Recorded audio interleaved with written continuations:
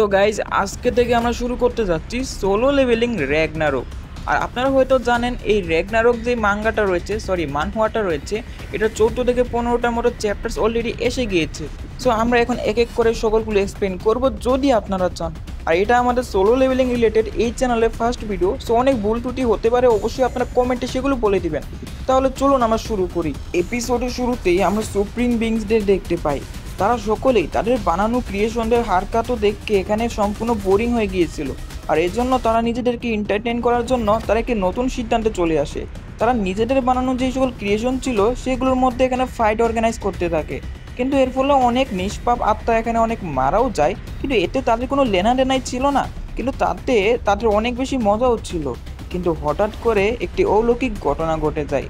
এমন একটি ইউনিভার্স যেখানে সেখানকার সুপ্রিম বিংসকে মেরে ফেলা হয়েছে, আর যে মেরেছে সে ছিল তারই ক্রিয়েশন। আর এই খবর যখন সকল সুপ্রিম বিংসের কাছে চলে যায়, তারা সবাই যখন ওই ইউনিভার্সে চলে আসে আর কম্পিটিশন করতে থাকে কার আগে কে ওই ইউনিভার্স দখল করবে।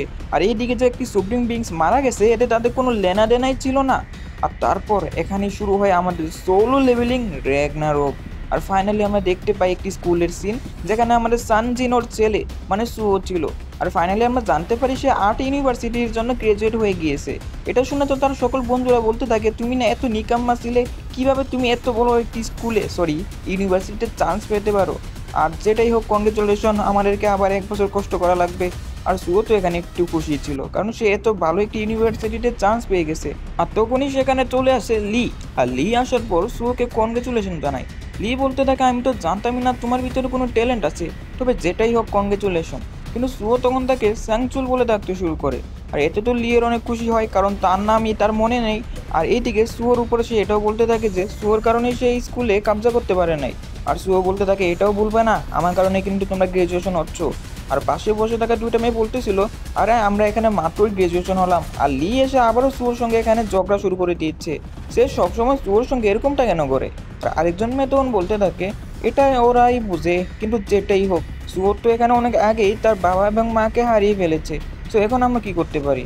আর এদিকে আমরা দেখতে পাই লি যে কিনা তার উপরে হামলা করে দিয়েছে, কিন্তু সুয়ো তার হাঁটু ব্যবহার করে তার মুখের মধ্যে কিক মারে। কিন্তু এই কিক খাওয়ার পরেও লি বলতে থাকে, আমার কিছু হয় নাই। কিন্তু আমরা দেখতে পাই তার নাক দিয়ে এখানে রক্ত পড়তেছিল। তার কিছু না হলে রক্ত পড়তেছে কেন, এটাই তো আমার প্রশ্ন। আর এদিকে আমরা দেখতে পাই লি তারপর সুয়োর উপর একটি পাঞ্চ করে, কিন্তু সুয়ো সেখান থেকে খুবই মুশকিলে বেঁচে যায়। কিন্তু সেই পাঞ্চের ফোর্সের কারণে পাশে যে লকার ছিল সেই লকারটি সম্পূর্ণ ডিস্ট্রয় হয়ে যায়। আর আমরা দেখতে পাই লিয়ের হাত তো অন্যরকমই গাইস একটা অ্যাগ্রেসিভ চলে এসেছে। 2 বছরের পরের সিন, যেখানে আমরা দেখতে পাই সুও ইউনিভার্সিটি উদ্দেশ্যে বেরিয়ে পড়েছে। তখনই তার সামনে একটি গেট ওপেন হয়, আর গেটটা ছিল ডি র্যাঙ্ক। আর এখানে সকল লোকদেরকে সেখান থেকে দূরে সরিয়ে দেওয়া হচ্ছিল। সুও আমাদেরকে বলে, এই গেট যেটা কিছু বছর আগে থেকে পৃথিবীতে আসতে শুরু করেছে, এটা আসার পর পৃথিবী সম্পূর্ণ চেঞ্জ হয়ে গিয়েছে, আর এটাই হলো ডেনজেনে যাওয়ার রাস্তা। সো গাইজ, ভিডিওতে সামনে যাওয়ার আগে একটা ইন্টারেস্টিং কথা জানিয়ে রাখি, আমি কিন্তু এখন পর্যন্ত সোলো লেভেলিং এর এনিমেটাও দেখি নাই, মানহুয়া তো দূরেই থাক। কিন্তু তারপরেও আমি আমার পক্ষ থেকে সর্বোচ্চ চেষ্টা করবো আপনাদেরকে বোঝানোর জন্য। তো এখানে আমি যতটুকু জানতে পারলাম যে ডেনজেনের ভিতর থেকে মনস্টাররা পৃথিবীতে আসে মানুষদেরকে হামলা করার জন্য। কিন্তু কিছু মানুষ স্পেশাল এবিলিটি ব্যবহার করে যেগুলোকে মানা বলা হয়। আর এই মানুষগুলোকে নন এওকেন এবং এওকেন এই 2 ভাগে বিভক্ত করা হয়েছে। আর এই হান্টার্স এবং মনস্টারের মধ্যে সবসময় যুদ্ধ লেগেই থাকতো। আর তখনই একজন এওকেনার্স, যার নাম সম্ভবত জিনচুল ছিল, সে এই হান্টার্সগুলোকে একসঙ্গে করে, যার মাধ্যমে তারা এই সকল মনস্টারগুলোকে হারাতে পারবে। আর এওকেন বলতে তাদেরকে বোঝানো হয়েছে যাদের মধ্যে স্পেশাল পাওয়ার আছে, আর নন এওকেন বলতে বোঝানো হয়েছে যাদের মধ্যে কোনো প্রকার স্পেশাল শক্তি নাই। সো তারপর আমরা আগে কি হয় চলুন গাইজ দেখি। তারপর আমরা একটি অতীতের সিন দেখতে পাই, যেখানে আমাদের সুও লিয়ের হাতে খুবই বাজেভাবে হেরে গিয়েছিল। তারপর সেখানে লি বলতে থাকে, আমরা যারা নন এওকেন আছি, আমরা যদি এই র্যাঙ্কে সামনে রাখি তাও আমরা ডিফেন্স করতে পারবো না। আর তাছাড়াও আমরা যদি না থাকি, যারা এওকেন রয়েছে তাদের কোনো সমস্যা হবে না, কিন্তু যারা এওকেন রয়েছে মানে স্পেশাল শক্তি রয়েছে, তাদেরকে ছাড়া আমাদের অস্তিত্ব এখানে কোনোভাবে টিকে থাকতে পারবে না। আর এই জন্যই আমরা সর্বদা এওকেনদের সম্মান করে থাকি। আর যখন কথা আসে আমি তো একদম এখানে নিকর্মা, কারণ আমার ভিতরে কোনো স্পেশাল পাওয়ার নেই, আমি সর্বদা অন্যের উপর নির্ভর করি। আর আমার মম আমাকে সর্বদা বলতো আমি নাকি আমার বাবার মতো, কিন্তু আমার বাবাও কি আমার মতো এরকম বোরিং একটা লাইফ উপভোগ করতো যার কোনো স্পেশাল শক্তি নেই? তারপর আমরা কিছু আগের সিন দেখতে পাই যেখানে আমাদের সুও আর্ট করতেছিল, মানে চিত্রাঙ্কন করতেছিল। তার যে চিত্রাঙ্কনের টিচার ছিল সে বলতে থাকে, তুমি আজকে এত মনোযোগ দিচ্ছ, এটা তুমি কি আঁকাচ্ছ, এটা কি একটি পিঁপড়ে? আর তখন সুও বলতে থাকে, আমি জাস্ট আমার মনে যেটা আসছে সেটাই আঁকছি। আর আমরা দেখতে পাই সে এটা কি অঙ্কন করেছে, সে একটি মানুষের মতো দেখতে পিঁপড়ে অঙ্কন করেছে, যেটাকে হয়তোবা আপনারা সকলে চিনেন। সুও বলতে থাকে, এটা কি আঁকলাম আমি? আর অন্যদিকে আমরা দেখতে পাই হান্টার্সটা গেট থেকে বেরিয়ে গিয়েছে। তারা বলতে থাকে, তাড়াতাড়ি আমাদেরকে বসকে খবর দিতে হবে, আমরা ভিতরে এক নতুন প্রকারের মনস্টারকে দেখেছি যাদের হাতে এবং মুখে নীল কালারের এখানে ফ্লেম ছিল। সো তারপর সে বলতে থাকে, এটা অনেক ভয়ানক যদিও ছিল না, কারণ এটা আমাদের উপর এতটা বেশি ড্যামেজ করতে পারে নাই, জাস্ট শরীরে আমার একটু স্ক্র্যাচ লাগছে। এবং তার পাশে যে একজন মানুষ দাঁড়িয়ে ছিল সে বলতে থাকে, তো ওখানে হাজার হাজার শুক্রিয়া যে আপনাদের কিছু হয় নাই, আর এটা এতটাও বেশি একটা ভয়ঙ্কর না। কিন্তু তখনই আমরা দেখতে পাই সে যে হান্টারটা ছিল তার যেখানে আঁচল লেগেছে সেটা ব্লু ফ্রেমে কনভার্ট হতে থাকে, এবং যার ফলে মুহূর্তের মধ্যে সে হান্টার থেকে সম্পূর্ণ ডেমনে কনভার্ট হয়ে যায় এবং পাশে থাকা লোকে হামলা করে দেয়। তার সঙ্গীরা বলতে থাকে, এটাই তো ওই ডেমন যাকে আমরা ভিতরে দেখেছিলাম। এবং তারপরে একে একে সকল মানুষরা ডেমনে কনভার্ট হতে থাকে, মানে সেই ব্লু ফ্লেম যাকেই টাচ করছিল সেই ডেমন হয়ে যাচ্ছিল। অন্যদিকে সুও এবং তার বন্ধুরা যারা বিল্ডিং এর ছাদের উপরে ছিল এবং তারা সেখান থেকে দেখতে থাকে মানুষ কিভাবে এখানে মনস্টারে কনভার্ট হচ্ছিল। তারা বলতে থাকে, এরা মনস্টারে কিভাবে কনভার্ট হচ্ছে, আমরা এখন কি করতে পারি, এখান থেকে কি আমরা পালাবো? আর তখন সুও বলতে থাকে, এখান থেকে পালিয়ে কোনো লাভ নেই, আমাদেরকে এখন হান্টার্সদের আসা পর্যন্ত অপেক্ষা করতে হবে। কিন্তু এইভাবে আর কতক্ষণ? এবং তখনই তাদের একজন যে স্টুডেন্ট সে তাদের টিচারকে বলতে থাকে, আপনি তো একজন হান্টার, আপনি তাদেরকে আটকান। কিন্তু টিচার্স বলেছে, আমি তো ই র্যাঙ্ক, আমি কিছু করতে পারবো না। আর তখনই একটি মনস্টার সেখানে চলে আসে, যাকে দেখার মাধ্যমে সকলেই তো সেখানে পালাতে শুরু করে। তো সেখান থেকে দৌড় লাগায়, কিন্তু একজন মেয়ে তখনই সেখানে পড়ে যেতে থাকে, কিন্তু তাকে ছেড়ে তারা যেই যেমনে পারে সেখান থেকে পলাতে শুরু করে। আর সেই মেয়েটিকে সুও বলে, তুমি সেখানে দাঁড়াও, আমি কিছু হান্টার্সদেরকে ডাকিয়ে নিয়ে আসছি। আর এটা বলে সুও পালাতে থাকে। সুও তখন চিন্তা করে, 1 মিনিট, আমি কি তাকে মারা যাওয়ার জন্য সেখানে ছেড়ে আসলাম? আর শুধু হান্টারদের এখানে আসলে কি হবে, সে তো ততক্ষণে মারাই যাবে। আর আমার ননে কেন যাদের কাছে কোনো পাওয়ার নেই তারা কি কিছু করতে পারবো না? এইভাবে শুধু আমরা দাঁড়িয়ে থাকতে পারি? আর এখানে যদি আমার বাবা হতো তাহলে সে কি করতো? 1 মিনিট, আমাকে একটু চিন্তা করতে হবে। আর অন্যদিকে আমরা দেখতে পাই সেই ডেমন যখন ওই মেয়েটার উপরে হামলা করে আসবে তখনই সেই মেয়েটা বইয়ে তো পুরোই শেষ হয়ে যায়। কিন্তু আমরা দেখতে পাই সুও সেখানে চলে এসেছে, তাও বা তার হাতে ছিল একটি সিলিন্ডার, এবং এটার মাধ্যমে সে এটার উপর মারে আর বলতে থাকে, আমার বাবা এমনটাই করতো। তারপর আমরা সুয়োর কিছুদিন আগের স্বপ্ন দেখতে পাই, যেখানে সে তার স্বপ্নের মধ্যে একটি গেমে চলে গিয়েছিল। সেই গেমের মধ্যে তার সামনে অনেক শক্তিশালী মনস্টার আসতেছিল আর সে তাদেরকে হারাতে থাকে, আর তার লেভেল আপ হয় আর সে শক্তিশালী হতে থাকে। আর ফাইনালি সে ওই মনস্টারদের বসের কাছে পৌঁছে যায়, যে অনেক শক্তিশালী ছিল এবং সে তার অনেক রেসপেক্ট করতো। আর সে আমাদেরকে এটাও জানায় সেই মনস্টারে কেউ নয় বরং তার বাবাই ছিল। কেননা জানি তার বাবা সেদিন স্বপ্নের মধ্যে ওই গেমের মধ্যে মনস্টার ছিল, তার বাবা আসলে এত শক্তিশালী কিভাবে হলো? আর তারপর আমাদের কাহিনী এখান থেকে আবারও প্রেজেন্টে সিন হয়, আর যেখানে কি হয় আমরা জানি, আমাদের সুও সেই মনস্টারটির উপরে হামলা করে দিয়েছে। সুও বলতে থাকে যে আমি তো একজন নন অ্যাওয়াকেন, সো এখানে তো আমার হামলা সেই ডেমনটার উপরে কোনোই হামলা আনতে পারবে না। আর আমরা দেখতে পাই তখনই তার আশেপাশের সকল জিনিস থেমে যায়, আর তার সামনে একটি গেম স্ক্রিন চলে আসে, আর তাকে বলতে থাকে, আপনি এখন একজন প্লেয়ার হওয়ার জন্য কোয়ালিফাই হয়ে গিয়েছেন, সো কি আপনি এটা অ্যাকসেপ্ট করতে চাচ্ছেন? সুও তখন বলতে থাকে, এটা তো একদম আমার স্বপ্নের মতো, আমার এখন মনে হয় এটা অ্যাকসেপ্ট করা উচিত। আর সুও সেটাকে অ্যাকসেপ্ট করে নেয়, আর আমরা দেখতে পাই গেমটি অ্যাকসেপ্ট করার কারণে তাকে এখানে কনগ্রেচুলেশন জানানো হয়। আর তাকে বলতে থাকে, এখন থেকে আপনি প্লেয়ার হয়ে গিয়েছেন এবং আপনাকে 2টা গিফট দেওয়া হলো। প্রথম গিফট যেখানে আপনি সব সময় হেলদি থাকবেন, আর দ্বিতীয় গিফট যেখানটা হলো লং অ্যাক্টিভিটি ইফেক্ট, আর এটার মাধ্যমে আপনি যে কোনো প্রকার পয়জন অথবা রোগ থেকে আপনি নিজেকে হিল করতে পারবেন। আর তার সঙ্গে সুয়োর সামনে আরেকটা সিস্টেম চলে আসে, যেখানে বলা হয় এই সকল কিছু বিষয়ে তাকে সর্বদা তাদের সিস্টেম হেল্প করে থাকবে। আর সুয়োকে ফাইনালি সাবধান করে দেওয়া হয় যে এটা কোনো গেম নয়, এটা হচ্ছে আসল, মানে এটা তার স্বপ্ন নয়, এটা হচ্ছে রিয়েল লাইফ। সো তাকে সতর্ক থাকতে হবে এবং তার কাছে একটাই জীবন রয়েছে।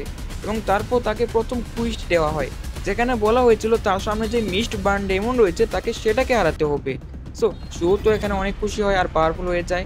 আর তখনই সে দেখতে পায় সেই মিস্ট বার্ন ডেমনটি অ্যাওয়াকেন, এবং তার আশেপাশে তখন আরও কিছু নন অ্যাওয়াকেন মিস্ট ডেমন চলে আসে। সে সেই মেয়েটিকে পালানোর জন্য বলে, আর সুও এতক্ষণে বুঝে গিয়েছিল যারা নন অ্যাওয়াকেন মিস্ট বার্ন ডেমন রয়েছে তারা একটু কম শক্তিশালী, আর তার সামনে যে অ্যাওয়াকেন ডেমনটা রয়েছে এটা একটু বেশি শক্তিশালী। তো এটা বুঝে আমাদের সুওকে ফাইট করতে হবে।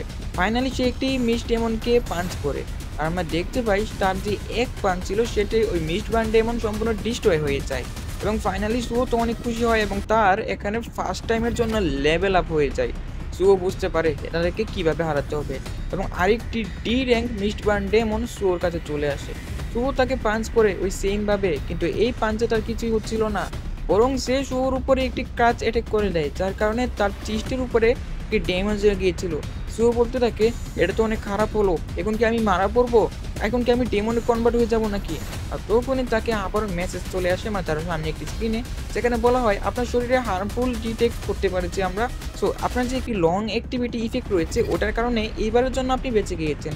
সুও সেখানে অনেক খুশি হয় কারণ সে মরতে মরতে বেঁচে গিয়েছে। সুও তখন বলতে থাকে আমার শক্তি তো বেড়ে গিয়েছে, কিন্তু এতটা না যে আমি মিস ডেমনকে হারাতে পারবো, সো এখন আমি কি করতে পারি। এবং এটা বলে সে তখন সেই কোনোভাবে সে মনস্টার থেকে বেঁচে থাকতে থাকে, কারণ তাকে তো এখন সার্ভাইভ করতে হবে, এছাড়া তার কাছে কোনো উপায় নেই। তখনই তার মাথায় আসে সে তো একটা গিফট জিতেছে তাই না, এবং সে ফাইনালি সে গিফটটাকে ওপেন করে, যার কারণে সে 5 স্টার পয়েন্ট আর তার কিছু স্ট্রেঞ্জ সে ইনক্রিজ করতে পারে। সে ওই ডেমনটাকে একটি কিক মারে এবং সে কিক করার পর ডেমনটি সেখান থেকে দূরে যায়, আর তখন সে ওই ডেমনটির উপরে আবার একটি পাঞ্চ করে, কিন্তু এটাও যথেষ্ট ছিল না তাকে হারানোর জন্য। আর তখনই তার মাথায় একটি প্ল্যান চলে আসে, সে তার স্টার পয়েন্টগুলোকে তার শক্তিতে কনভার্ট করে ফেলে, যার কারণে এইবার তার শক্তি অনেক বেড়ে যায় এবং সে কন্টিনিউয়াসলি তার উপর শুধু হামলা করতে থাকে, তাও আবার অনেক স্পিড। আর আমরা দেখতে পাই এক পর্যায়ে সেই সম্পূর্ণ দেয়ালটি ভেঙে যায় আর মিস ডেমনটি সেখানেই মারা যায়।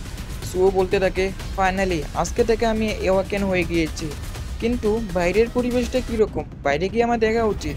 আর সে যখন বাইরে যায় তখনই একটি সি র্যাঙ্ক হান্টার্স তার উপরে হামলা করে দেয়, মানে যে হান্টার্সটা ডেমনে কনভার্ট হয়েছিল। অন দি আদার সাইড আমরা কিছু অফিসারদেরকে দেখি, তারা সেখানে দাঁড়িয়ে বলতে থাকে এত কিছু হয়ে যাচ্ছে আমাদের সামনে, কিন্তু আফসোস আমরা দাঁড়ানো ছাড়া আর কিছু করতে পারবো না। হান্টার্সটা তো দেরি করতেছে কেন, তারা কি এখানে কিছু সময় লাগিয়ে বেশি দিচ্ছে না। আর তখনই আরেকজন অফিসার বলতে থাকে আমি তো এখানে জানতাম তারা শুধু বি র্যাঙ্ক হান্টার্সকে পাঠাবে, কিন্তু এখন তারা ডি র্যাঙ্কে পাঠাতে চলেছে, কারণ আমরা এইমাত্রই খবর পেলাম একজন হান্টার ডেমনে কনভার্ট হয়ে গেছে, যার কারণে এখন ডি র্যাঙ্কই পাঠাতে হবে। আর সেই যেই হান্টার্সটা ডেমনে কনভার্ট হয়েছে ওটাই আমাদের সুওর সামনে দাঁড়িয়েছিল। সুও বলতে থাকে এই মিস্ট বান ডেমনের কাছে তো হাতিয়ারও রয়েছে, এটা মনে হয় সবার থেকে আলাদা। আর সুও তখন ভালো করে বুঝতে পারে সে যতই শক্তি বাড়াক না কেন সে এখন এটাকে হারানোর যোগ্য হয়ে ওঠেনি, এবং তাকে এখন হান্টার যে আসা আগ পর্যন্ত সার্ভাইভ করতে হবে, এবং সে এটা বলে সেখান থেকে পালাতে শুরু করে। আর ওই মিস্ট বান ডেমন তখনই তার উপরে তার তলোয়ার ব্যবহার করে স্লাইস করে দেয়, কিন্তু আমাদের সুও একটু জনে বেঁচে যায় এবং সে বাইরে যেতে থাকে। সে বুঝতে পারে যে কোনোভাবেই সে তার সঙ্গে লড়াই করে টিকতে পারবে না, তো তাকে এখান থেকে পালাতেই হবে, এবং সে তার সর্বটুকু স্পিড এখানে ব্যবহার করে। আর মিস্ট বান ডেমনটি তখন বাইরে এসে তার যে নজর ছিল সেটা চাঁদে চলে যায়, যেখানে কিছু মেয়েরা দাঁড়িয়েছিল। আর তখনই সে দেরি না করে মানে মিস্ট বান ডেমন একটি জাম্প করে সেখানে ছাদে যেতে শুরু করে। সুও বলতে থাকে এখন আর হান্টার্সের জন্য অপেক্ষা করার সময় নয়, তাদেরকে বাঁচাতে হবে, এবং এটা বলে সুও জাম্প করে এবং ফাইনালি সে ওই মিস্ট বান ডেমন থেকে একটি কিক মারে আর সেখান থেকে চলে আসতে থাকে, কিন্তু ডেমনটি উল্টা তার উপরে হামলা করে দেয়। আর আমাদের সুও তখন সেখান থেকে একটু জন্য বেঁচে যায়। আর সুও তখন বলতে থাকে হান্টার্সের অপেক্ষা করার আর সময় নেই, আমাকে এখান থেকে হারাতে হবে, এবং তাকে পাঞ্চ করতে থাকে, কিন্তু সেই ডেমনটিও আমাদের সুওর উপরে অ্যাটাক করতে থাকে, যার কারণে আমরা এখানে দেখতে পাই সুও খুব বাজেভাবে সেখানে আহত হয়ে যায়, তার মুখ থেকে রক্ত পড়তে থাকে এবং সে দূরে ছিটকে গিয়ে পড়ে। আর তার 140 হেলথের মধ্যে মাত্র একই হেলথ বেঁচে ছিল, আর অন্যদিকে কিন্তু ওই ডেমনটা তার দিকে অগ্রসর হচ্ছিল। আর তখনই আমরা আকাশের দিকে দেখতে পাই, যেখানে আকাশে ফাটল ধরা শুরু করেছে, হয়তোবা কেউ একজন এখানে চলে আসছে তাকে বাঁচানোর জন্য। আর আমরা দেখতে পাই এখানে সুও যখন ফাইনালি অজ্ঞান হয়ে যাবে তখনই আমাদের সানজিনোর যেই শ্যাডো আর্মি রয়েছে সেখানে, যার নাম হলো বিরু, মানে সে যে এন্ডটাকে ড্র করেছিল সে সেখানে চলে আসে। সুও বেহুশ হওয়ার আগে সেই এন্ডটাকে শেষবারের মতো দেখে এন্ডটা আসার পর বলতে থাকে আমি কি এখানে আসতে দেরি করে ফেললাম, এবং সে তার সামনে ওই মিস্ট বান ডেমনটাকে দেখে বুঝতে পারে এটাই তাকে হামলা করেছে, আর মুহূর্তের মধ্যে সেই মিস্ট বান ডেমনটাকে সে মেরে ফেলে। আর ফাইনালি আশেপাশে যেই সকল মিস্ট বান ডেমন ছিল সেই সকল ডেমনগুলোকে সেই শ্যাডো মোনাক আর্মি সেগুলোকে মেরে ফেলতে থাকে। আর আমরা দেখতে পাই মুহূর্তের মধ্যে সকল আর্মি মানে এই যে মিস্ট বান ডেমন ছিল এগুলো গায়েব হয়ে যায়, আর কেউ বুঝতেও পারে না এই সকল কিছু করলো কে। আর তখনই বিরু বলতে থাকে ইয়াং মোনার্ক তুমি কি ঠিক আছো। আর এখানে আমাদের সোলো লেভেলিংয়ের প্রথম 2টা এপিসোড শেষ হয়ে যায়। সো পরবর্তী এপিসোড পাইতে হলে অবশ্যই চ্যানেলে সাবস্ক্রাইব করতে পারেন, কারণ সাবস্ক্রাইব করলে আমি যখনই আপলোড করি না কেন আপনার কাছে চলে যাবে সবার আগে নোটিফিকেশন। তো দেখা হবে পরবর্তী কোনো ভিডিওতে। আর গাইজ আজকের মতো সবাইকে আমরা জানাচ্ছি গুড বাই।